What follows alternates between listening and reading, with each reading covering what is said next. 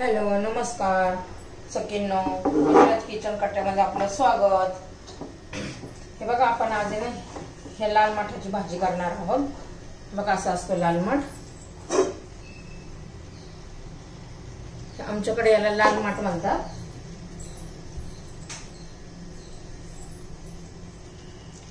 आता याचं काय करायचं, आपल्याला ही सगळी पानं काढून घ्यायची। बघा असं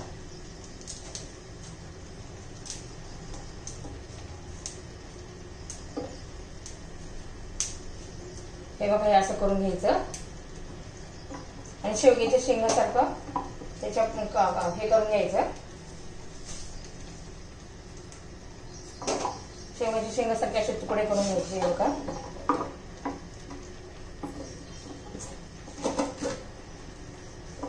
असं याचं साल काढून घ्यायचं।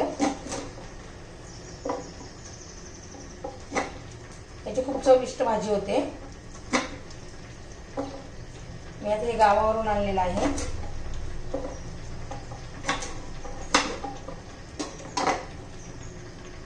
हे पाच सर्व तुकडे करून घेते मी असे।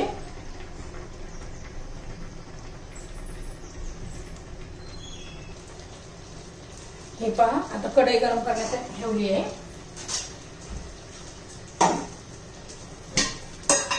आपण हा लाल माठ पण धुवून घेतलेला आहे। कढईमध्ये तेल घालूया।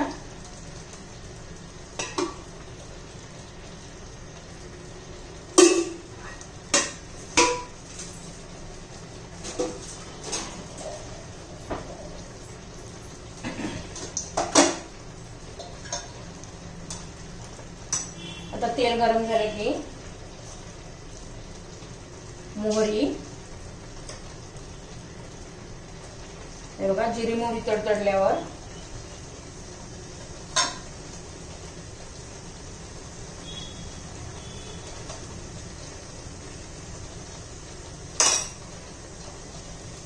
जिरी मोहरी तडतडली आहे, त्यात आपण आता कढीपत्ता घालून घेऊ।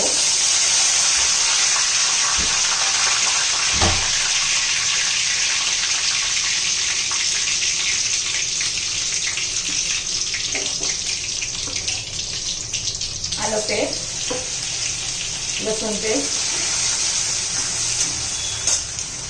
हे चांगलं परतून घ्यायचं। आलं लसूण पेस्ट तांबूस रंगावर।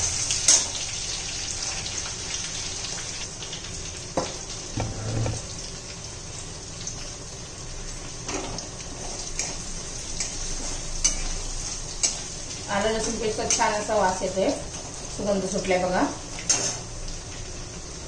तुम्हाला जर ही माझी रेसिपीला आवडली ना तर लाईक शेअर आणि सबस्क्राईब करा।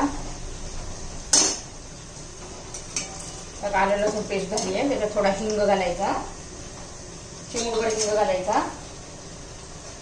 हळद आणि मसाला, माझा होममेड मसाला घातलेला आहे मी। कांदा लसूण मसाला घातला तरी चालेल। त्यात मग हे मी माठ जे धुवून घेतलेले आहे माठाचे तुकडे ते घालून घ्यायचे। ते चांगले परतून घ्यायचे।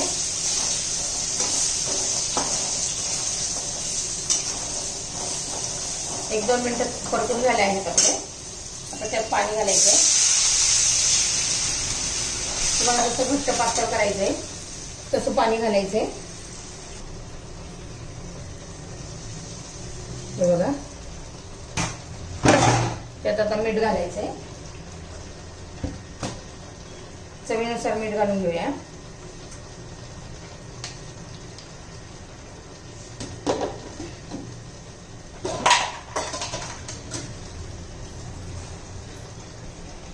त्यात आता आपण कोथिंबीर घालून घेऊ।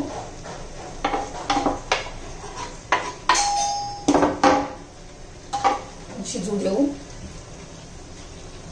4-5 चमचे शेंगदाण्याचं कूट घालणे। हा मम्मी म्हणली का? हे बघा 6-7 मिनिटं तरी लागले ही भाजी आपली शिजण्यासाठी। आपली लाल माठाची भाजी, रस्सा भाजी तयार आहे बघा। दाबून बघायचं मग कळतं शिजले की नाही। शेवग्याच्या शेंगेसारखं आपली भाजी आता तयार झालेली आहे।